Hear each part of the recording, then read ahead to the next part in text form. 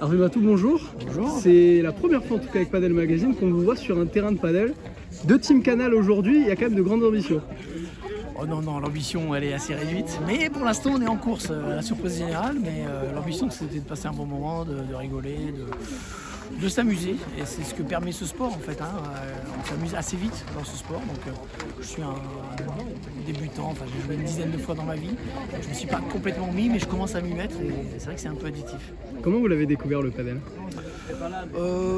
En entendant parler, aujourd'hui, si vous travaillez dans les rédactions et dans le monde du sport de manière générale, tout le monde joue au paddle, donc fatalement, vous avez envie de vous essayer à ça. Et puis voilà, c'est assez facilement accessible. Donc, je pratique le tennis, donc les sports de raquettes, c'est ludique, donc on y va naturellement. Comment vous décrirez un peu comme joueur de padel? Est-ce que vous savez déjà un peu où vous jouez à gauche, à droite, un défenseur, quelqu'un qui termine les points? Alors on m'a expliqué que celui qui était le plus doué, qui terminait les points, devait être à gauche, et celui qui courait le plus à droite. Je ne suis pas doué et je ne cours pas beaucoup. Donc il faudrait inventer un poste au milieu pour moi.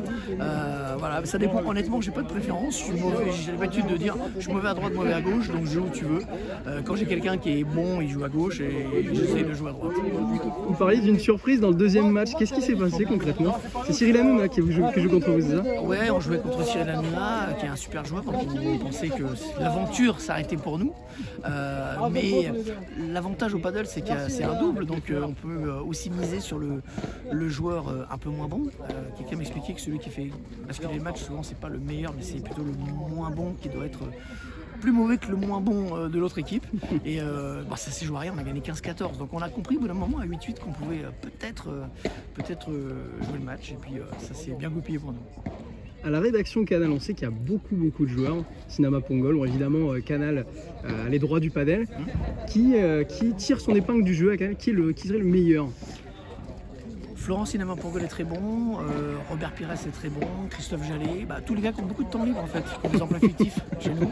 Les journalistes sont moins bons parce qu'ils travaillent plus, mais voilà, globalement il y a pas mal de bons joueurs. Et les anciens sportifs, on connaît tout ça, les anciens sportifs de niveau, dès qu'ils touchent un truc, ils partent avec un temps d'avance. Puis on les voit aujourd'hui. On a le haut micro au foot, est-ce qu'on pourrait avoir peut-être un jour un haut micro padel en plus à la rédaction Canal?